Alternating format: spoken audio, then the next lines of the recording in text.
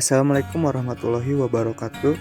Kami dari kelompok 9 yang beranggotakan Dwi Ilhamsyah, Fajri Alfi Latif, Yudin Al-Fadi, dan Habibullah Al-Musawi akan menjelaskan tentang aliran-aliran dalam fikih.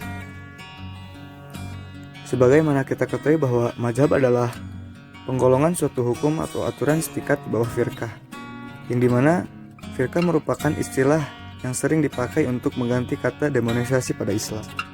Kata mazhab berasal dari bahasa Arab yang berarti jalan yang dilalui dan dilewati, sesuatu yang menjadi tujuan seseorang baik konkret maupun abstrak. Sejak kira-kira pertengahan abad pertama Hijriah sampai pada awal abad keempat, tidak kurang dari 19 aliran hukum sudah tumbuh dalam Islam. Kenyataan ini saja cukuplah sudah menunjukkan betapa ahli-ahli hukum kita dahulu tak putus-putusnya bekerja untuk disejalankan dengan kebutuhan-kebutuhan peradaban yang terus tumbuh. Pada masa sekarang ini, tidak kurang dari 6 aliran fikih yang besar dan banyak dianut di dunia Islam, yaitu yang pertama ada mazhab Hanafi oleh Abu Hanifah. Lalu yang kedua ada mazhab Maliki oleh Imam Malik. Yang ketiga ada mazhab Syafi'i oleh Imam Syafi'i. Lalu yang keempat ada mazhab Syiah. Di sini ada dua, yaitu Syiah Jahdiyah dan Syiah Jafariyah. Lalu yang terakhir ada mazhab Dahiri. Di sini saya akan menceritakan riwayat singkat imam mazhab. Yang pertama ada Imam Abu Hanifah. Beliau lahir di Kufrah, Irak pada 80 Hijriah, meninggal di Baghdad, Irak 1480 Hijriah. Beliau merupakan pendiri dari mazhab Jurisprudemi Islam Hanafi, yang lebih dikenal dengan nama Abu Hanifah.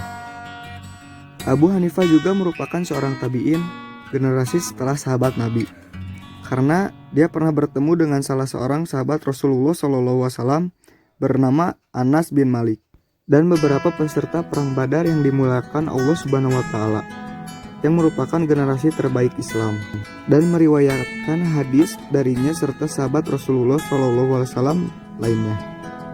Imam Hanafi disebutkan sebagai tokoh yang pertama kali menyusun kitab fikih berdasarkan kelompok-kelompok yang berawal dari kesucian atau taharah, sholat, dan seterusnya, yang kemudian diikuti oleh ulama-ulama sesudahnya seperti Malik bin Anas, Imam Syafi'i, Abu Daud, dan Imam Bukhari.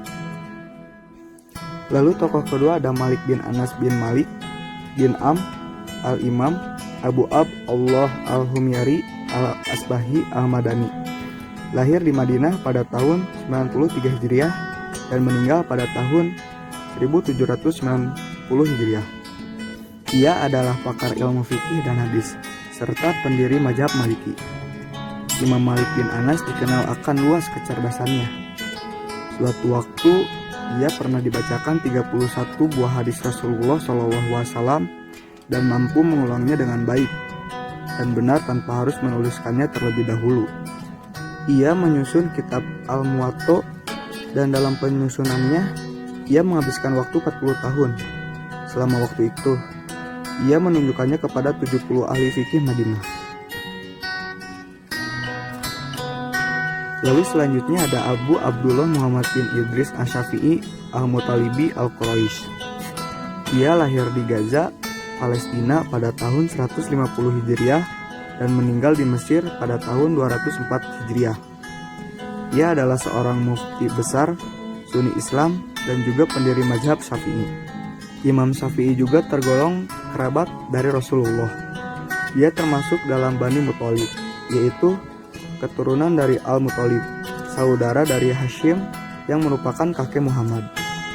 Di saat usia 13 tahun, Imam Syafi'i dikirim ibunya untuk pergi ke Madinah untuk berguru kepada ulama besar saat itu, Imam Malik.